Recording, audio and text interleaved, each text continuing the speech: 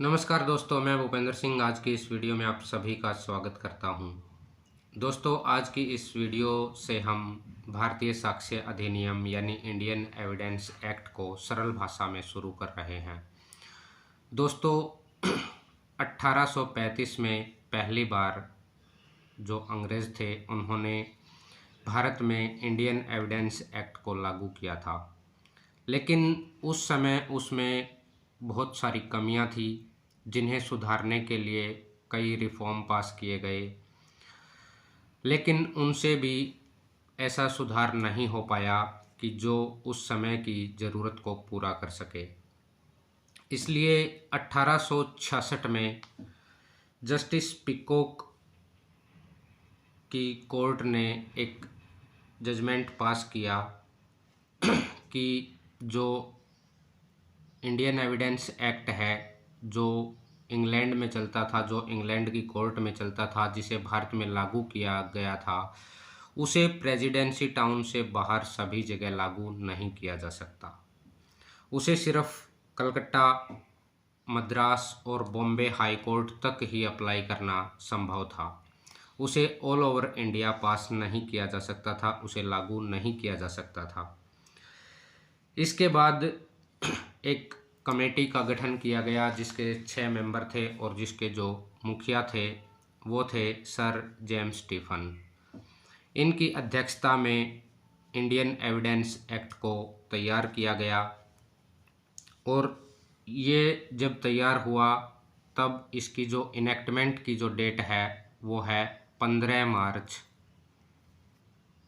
1872। इस डेट को ये इनेक्ट हो गया था और ये एनफोर्स हुआ था 1 सितंबर 1872 को।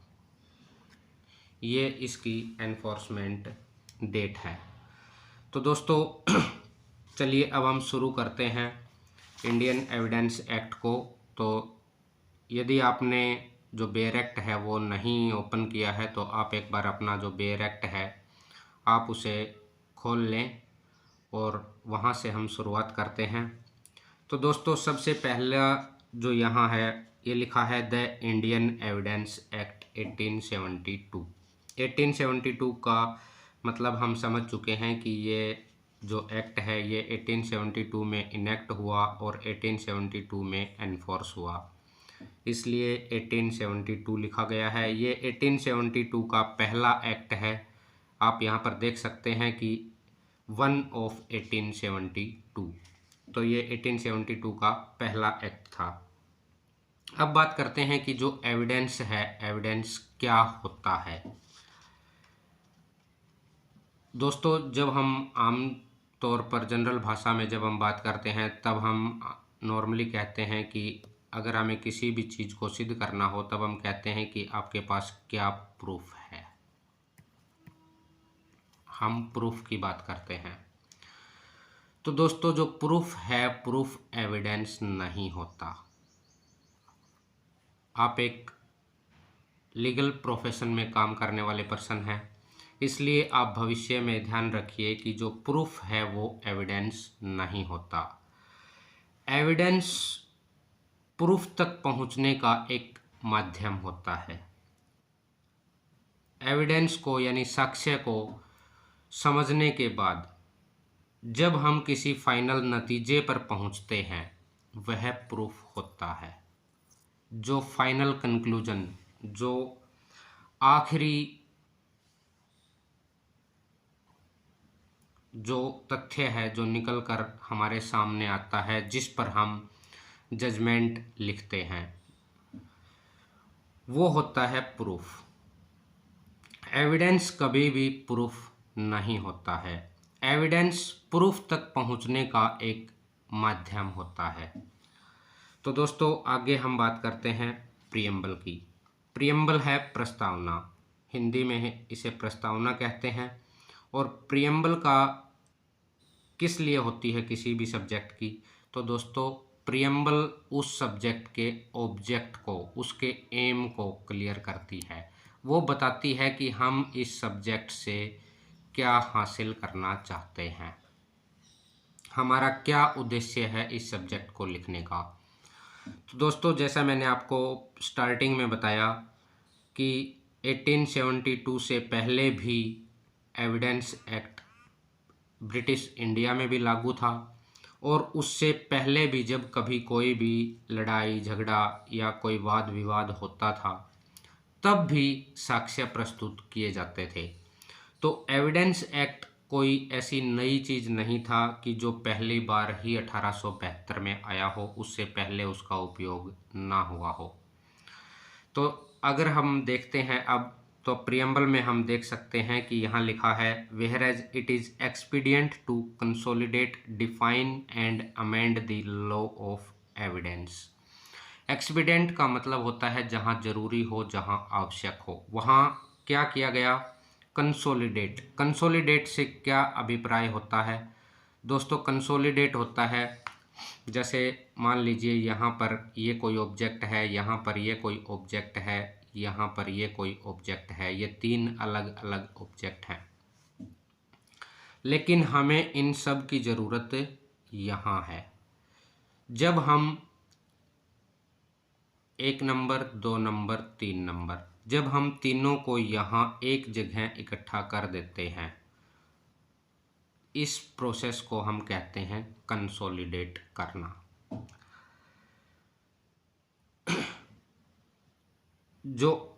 ये जो एक्ट है, इंडियन एविडेंस एक्ट, ये एक कंसोलिडेटेड एक्ट है, यानी ये पहले बिखरा हुआ था। इसके कुछ तथ्य हिंदू लॉ में थे, कुछ मुस्लिम लॉ में थे, कुछ कॉमन लॉ में थे। तो जो सर जेम्स स्टीफन हैं, उन्होंने हिंदू लॉ, मुस्लिम लॉ, कॉमन लॉ, तीनों से जो पॉइंट हैं वो इकट्ठे किए हैं, और जो इंडियन एविडेंस एक्ट है उसमें इकट्ठे करके उनको इस एक्ट का रूप दिया है। तो दोस्तों, नेक्स्ट पॉइंट है डिफाइन। डिफाइन क्या होता है? डिफाइन होता है किसी भी चीज़ को पॉइंट टू पॉइंट लिखना, उसको परिभाषित करना। उदाहरण के तौर पर यदि मैं आपसे कहूँ कि संज्ञा क्या है, किसी व्यक्ति, वस्तु, स्थान या भाव के नाम को संज्ञा कहते हैं। ये एक बिल्कुल पॉइंट टू पॉइंट डिफाइंड चीज़ है, एक बिल्कुल शब्द से शब्द तक परिभाषित जो चीज़ है उसको कहते हैं डिफाइन करना। लेकिन जो इंडियन एविडेंस एक्ट है, इसे परिभाषित नहीं किया गया है। यदि आप ध्यान दें तब इसका जो सेक्शन है 3rd, इंटरप्रिटेशन क्लॉज, यहाँ इंडियन एविडेंस एक्ट में जो भी शब्दावली यूज की गई है उसको इंटरप्रेट किया गया है, ना कि उसको डिफाइन किया गया है। इंटरप्रिटेशन का मतलब क्या होता है? इंटरप्रिटेशन का मतलब होता है कि उसको समझना, उसके पीछे के भाव को समझना, उसकी गहराई को समझना। वो कोई फिक्स नहीं है कि सिर्फ यही चीज़ एविडेंस होगी। अगर आप इस तथ्य को और अच्छे तरीके से समझना चाहते हैं, तब आप जो एविडेंस की जो परिभाषा दी गई है, जो जहाँ पर इंटरप्रिटेशन क्लॉज में जहाँ एविडेंस को बताया गया है, यहाँ पर भी आप देख सकते हैं कि एविडेंस मीन्स एंड इंक्लूड्स, मतलब एविडेंस जो है, एविडेंस का क्या अभिप्राय है और इसमें क्या क्या सम्मिलित है, क्या चीज़ एविडेंस के दायरे में आती है। यहाँ एविडेंस को परिभाषित नहीं किया गया है, यहाँ एविडेंस का अभिप्राय बताया गया है। यहाँ एविडेंस में बताया गया है कि क्या क्या एविडेंस के दायरे में आता है। तो यहाँ इसकी कोई फिक्स डेफिनेशन नहीं है। अगला जो पॉइंट है वो है अमेंड करना। अमेंड करना किसे कहते हैं दोस्तों? अमेंड करने से अभिप्राय होता है, जैसे मान लीजिए कि जो CRPC की बुक है, अभी हम CRPC 1973 को हम पढ़ रहे हैं। क्या 1973 से पहले CRPC नहीं होती थी? होती थी, लेकिन हमने ज़रूरत के मुताबिक CRPC को दोबारा लिखा। 1973 में हमने इसे दोबारा लिख दिया, और जो पहले की जो CRPC थी वो प्रभाव से वो कानून से बाहर हो गई। तो 1973 से या उसके बाद जो नई सीआरपीसी है वो अमल में लाई जाती है। इसी प्रकार जब भी कोई अमेंडमेंट होती है तो जिस तथ्य के रिगार्डिंग कोई अमेंडमेंट होती है तब जो पहले वाला तथ्य है वो प्रभावहीन हो जाता है और जो नया तथ्य हम लेकर आते हैं वो लागू हो जाता है। तो दोस्तों ये था अमेंड का मतलब क्या होता है। अब बात करते हैं दोस्तों फर्स्ट सेक्शन की। फर्स्ट सेक्शन में बताया गया है कि short title, extent and commencement. यदि हम इस हेडिंग को देखते हैं तब हमें पता चलता है कि सेक्शन 1 हमें बताता है कि जो इंडियन एविडेंस एक्ट है इसका शॉर्ट टाइटल क्या है, एक्सटेंट इसका प्रभाव कहाँ है और कमेंसमेंट ये कब से लागू हुआ, ये कब प्रभाव में आया। ये 3 चीज़ें हम यहाँ फर्स्ट सेक्शन से सीख सकते हैं। तो दोस्तों इसका जो शॉर्ट टाइटल है वो है दिस एक्ट में be called the Indian evidence act 1872। Evidence क्या होता है ये आप पहले जान चुके हैं। अब बात करते हैं इसका एक्सटेंट, यानी इसका जो प्रभाव है वो कहाँ कहाँ है। It extends to the whole of India. यदि हम एरिया के हिसाब से बात करते हैं तब इसका जो प्रभाव है वो होल इंडिया यानी संपूर्ण भारत पर इसका प्रभाव हो गया है। ये कब से हुआ है? ये हुआ है 31 अक्टूबर 2019 से। J&K का जो रीऑर्गेनाइजेशन एक्ट आया उसके बाद से IEA यानी इंडियन एविडेंस एक्ट, भारतीय साक्ष्य अधिनियम संपूर्ण भारत पर लागू हो चुका है। यह है दोस्तों इसका एरिया वाइज प्रभाव। लेकिन जब हम इसका सब्जेक्ट मैटर ज्यूरिसडिक्शन देखते हैं, यानी ये किस किस चीज़ पर लागू है, कहाँ ये लागू है, तब हम इस डेफिनेशन में आगे देखते हैं and applies to all judicial proceeding. जितनी भी जुडिशियल प्रोसीडिंग होती हैं उन पर यह लागू होता है। इन और बिफोर एनी कोर्ट, किसी भी कोर्ट के सामने या कोर्ट के अंदर, इंक्लूडिंग कोर्ट मार्शियल समेत। तो दोस्तों अब यहाँ पर जो समझने वाली चीज़ है वो क्या है? अब समझने वाली चीज़ ये है कि जो जुडिशियल प्रोसीडिंग है, जुडिशियल प्रोसीडिंग को इंडियन एविडेंस एक्ट में कहीं भी परिभाषित नहीं किया गया है। यदि आप जुडिशियल प्रोसीडिंग को समझना चाहते हैं तब इसकी डेफिनेशन दी गई है सीआरपीसी में। सीआरपीसी का जो सेक्शन 2 है उसके आई में इसकी डेफिनेशन दी गई है। दोस्तों सीआरपीसी सेक्शन 2I बताता है कि judicial proceeding is where evidence are taken under oath. जहां शपथ के अधीन जहां सबूत लिए जाते हैं उसे कहते हैं जुडिशियल प्रोसीडिंग। जहां ओथ के अधीन, अंडर ओथ,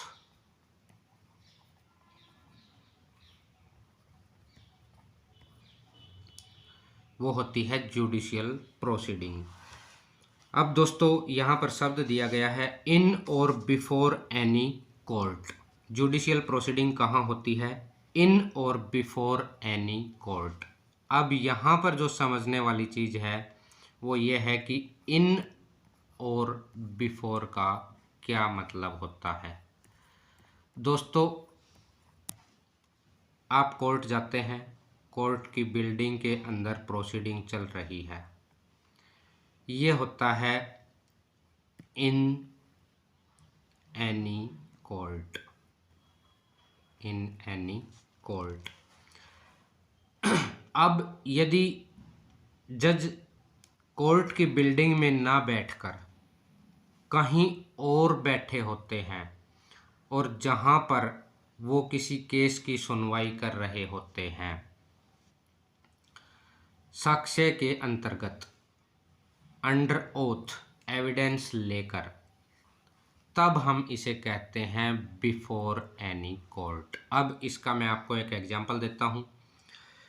जैसे राम रहीम के केस में जब उन्हें सज़ा सुनाई गई थी, तब रोहतक सुनारिया जेल में इस केस की जो फाइनल आर्गुमेंट है या जो जजमेंट सुनाई गई, जो पनिशमेंट दी गई थी, वो रोहतक सुनारिया जेल में दी गई थी, ना कि वो कोर्ट बिल्डिंग के अंदर। तो दोस्तों, जब जज के सामने प्रोसीडिंग होती है और वो कोर्ट की बिल्डिंग से कहीं दूर होती है या उसके बाहर होती है, तब हम इसे कहते हैं बिफोर एनी कोर्ट। और जब कोर्ट की बिल्डिंग के अंदर होती है, तब हम इसे कहते हैं इन एनी कोर्ट। दोस्तों, अगला जो पॉइंट है वो है including court martial. Indian evidence act और कहाँ लागू होता है? दोस्तों, अब बताया गया है कि जो कोर्ट मार्शल है, कोर्ट मार्शल पर भी इंडियन एविडेंस एक्ट लागू होता है।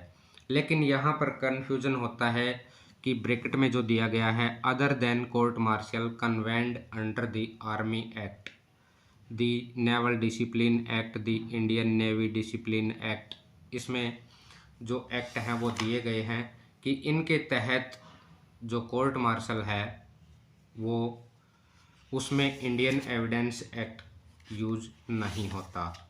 तो दोस्तों, सबसे पहली बात तो यह है कि जो इंडियन एविडेंस एक्ट है वो कोर्ट मार्शल पर लागू होता है, इंडियन आर्मी एक्ट पर भी लागू होता है, इंडियन नेवी एक्ट पर भी लागू होता है, इंडियन एयरफोर्स एक्ट पर भी लागू होता है। तो काफ़ी जो दोस्त हैं वो जो ब्रैकेट में दिया गया है इसको पढ़कर कंफ्यूज हो जाते हैं और वो सोचते हैं कि ये कोर्ट मार्शल पर लागू नहीं होता। तो ये जो ब्रैकेट में दिया गया है इसका क्या रीज़न है, ऐसा क्यों लिखा गया है अदर देन करके? तो इसका जो रीज़न है वो मैं आपको बता दूं कि जैसे मैंने आपको बताया था कि सीआरपीसी 1973 से पहले की जो सीआरपीसी है वो अब उपयोग में नहीं लाई जाती। इसी प्रकार यहाँ अदर देन में जो ये आर्म्ड फोर्सेस के जो एक्ट दिए गए हैं ये अब प्रभाव में नहीं हैं। इनकी जगह नए आर्मी एक्ट आ चुका है, नया नेवल एक्ट आ चुका है, नया एयरफोर्स एक्ट आ चुका है। और जो नए आर्म्ड फोर्सेज एक्ट हैं उन पर इंडियन एविडेंस एक्ट लागू होता है। अब अगला जो पॉइंट आता है दोस्तों, हम सब्जेक्ट मैटर ज्यूरिसडिक्शन देख रहे हैं और इसमें इसे हम दो भागों में बांट सकते हैं, एक पॉजिटिव और एक नेगेटिव। पॉजिटिव में हम लेते हैं जुडिशियल प्रोसीडिंग और दूसरा कोर्ट मार्शियल। अब जब हम देखते हैं कि इसके नेगेटिव पहलू को, तब हम जान पाते हैं कि इंडियन एविडेंस एक्ट एफिडेविट पर लागू नहीं होता है और न ही आर्बिट्रेशन पर लागू होता है। तो दोस्तों, अब हम देखते हैं कि जो एफिडेविट है, एफिडेविट क्या होता है और एफिडेविट पर ये क्यों लागू नहीं होता है। तो दोस्तों, एफिडेविट को यदि हम हिंदी में देखते हैं तब आपने पढ़ा होगा शपथ पत्र। शपथ पत्र दोस्तों, जो एफिडेविट है वो भी एक तरह का शपथ के साथ दिया गया लिखित बयान होता है। ये एक रिटन स्टेटमेंट होती है और शपथ के तहत लिखी जाती है। तो फिर इस पर जो इंडियन एविडेंस एक्ट है वो क्यों नहीं लागू होता? तो दोस्तों, इसका जो रीज़न है वो ये होता है कि जब आप एफिडेविट बनवाते हैं तो जब आप अपना बयान जो दे रहे होते हैं, ये जो बयान होते हैं ये अदालत के सामने नहीं दिए जाते। अब पीछे से अदालत के बाहर यदि आप कोई बयान दे रहे हैं तब जज को कैसे पता होगा कि आपने सच कहा या झूठ कहा? इसलिए इसको एविडेंस के या साक्ष्य के रूप में उपयोग नहीं लाया जाता। लेकिन ये भी है कि यदि आप एफिडेविट में आप कोई झूठा बयान लिखवा देते हैं तब आईपीसी की धारा 193 193 के तहत आप दोषी हो जाते हैं। तो दोस्तों बात ये आती है कि एफिडेविट क्यों लिए जाते हैं जब इन्हें साक्ष्य नहीं माना जाता। तो दोस्तों कोर्ट के समय को बचाने के लिए एफिडेविट लिए जाते हैं, लेकिन जब वो झूठे पाए जाते हैं तब आईपीसी 193 के तहत 7 साल तक की सजा का प्रावधान होता है। अगली जो चीज़ है आर्बिट्रेटर के सामने इंडियन एविडेंस एक्ट, आर्बिट्रेशन में इंडियन एविडेंस एक्ट क्यों नहीं लागू होता। तो दोस्तों आर्बिट्रेशन में क्या होता है कि दो पार्टी हैं, दो पार्टियों के बीच कोई भी विवाद है उसे सुलझाने के लिए आर्बिट्रेटर के सामने भेजा जाता है। जैसे मान लीजिए आपके दो दोस्तों के बीच में कोई भी लड़ाई झगड़ा हो गया और आप उनके बीच सुलह करवा रहे हैं, तब आप क्या कहते हैं, मान लीजिए ये ए है ये बी है, अब ए ने बी को चटा मार दिया। अब दोनों आपके पास आते हैं और कहते हैं कि हमारा लड़ाई झगड़ा हो गया। बी कहता है कि ए ने मुझे चटा मार दिया। अब ए कहता है कि बी ने मुझे गालियां दी थी इसलिए मैंने उसे चटा मार दिया। अब आप क्या कहते हैं कि आप पिछली बातों को भुला दीजिए और आगे से बी है वो आपको दोबारा कभी गालियां नहीं देगा और ए जो है वो दोबारा आपको चटा नहीं मारेगा। यानी आप दोनों पार्टी को बैठाकर आपसी सुलह से मोरलिटी के आधार पर आप कहते हैं कि थोड़ा सा आप झुक जाइए, थोड़ा सा आप झुक जाइए, आप दोनों पार्टी के बीच में कॉम्प्रोमाइज़ करा देते हैं। यदि हम इंडियन एविडेंस एक्ट को यहाँ पर लागू करें तो इंडियन एविडेंस एक्ट जो है वो बहुत ही स्ट्रिक्ट एक्ट है, यानी वो बिल्कुल पॉइंट टू पॉइंट चलता है, वो सबूत के आधार पर चलता है। तो यदि सबूत देने की बारी आए तब इसे रिकॉर्डिंग देनी होगी कि मैंने गालियाँ ए को रिकॉर्डिंग देनी होगी कि बी ने गालियाँ दी हैं और ए ने जो चट्टा मारा है उसके लिए उसको पनिश करना ज़रूरी हो जाएगा यदि हम इंडियन एविडेंस एक्ट के तहत चलते हैं। तो ये जो आर्बिट्रेशन का जो मैंने एग्जांपल दिया इसमें मैं आपको यही समझाना चाहता था कि ये आपसी सुलह से ही दोनों पार्टियों के बीच एक समझौता करवाया जाता है, इसलिए इसमें इंडियन एविडेंस एक्ट को लागू नहीं किया जाता। क्योंकि यदि हम एविडेंस एक्ट के आधार पर बात करेंगे तो दोनों में से कोई भी कॉम्प्रोमाइज़ करने के लिए तैयार नहीं होगा। ए कहेगा कि बी ने मुझे गालियाँ क्यों दी, बी कहेगा कि ए ने मुझे चट्टा क्यों मारा, और ये क्यों कभी भी ख़त्म नहीं होगा। तो इस सुलह के लिए आर्बिट्रेशन में इंडियन एविडेंस एक्ट को अलग रखा गया है। तो दोस्तों उम्मीद करता हूँ आज की इस वीडियो में आपको जो इंडियन एविडेंस एक्ट का जो फर्स्ट सेक्शन है वो थोड़ा सा अलग ढंग से समझने में आपको मदद मिली होगी और उम्मीद करता हूँ कि आपको ये वीडियो पसंद आई होगी। तो दोस्तों इसी प्रकार थोड़ा सा गहराई में समझने के लिए इस चैनल को सब्सक्राइब कीजिए, जिससे कि आप भारतीय साक्ष्य अधिनियम को, इंडियन एविडेंस एक्ट को और भी गहराई से समझ पाएँ। दोस्तों ऐसा मैं क्यों कह रहा हूँ, क्योंकि इंडियन एविडेंस एक्ट ही वो एक्ट है जो आपको रियल में एक अच्छा वकील बनाता है। अब ये आपको अच्छा वकील कैसे बनाता है ये हम किसी अगली वीडियो में आपको अवश्य बताएंगे। तो दोस्तों यदि आपको वीडियो पसंद आई हो तब आप इसे लाइक कीजिए, अपने दोस्तों के साथ शेयर कीजिए और साथ ही साथ इस चैनल को सब्सक्राइब करना मत भूलिए। धन्यवाद।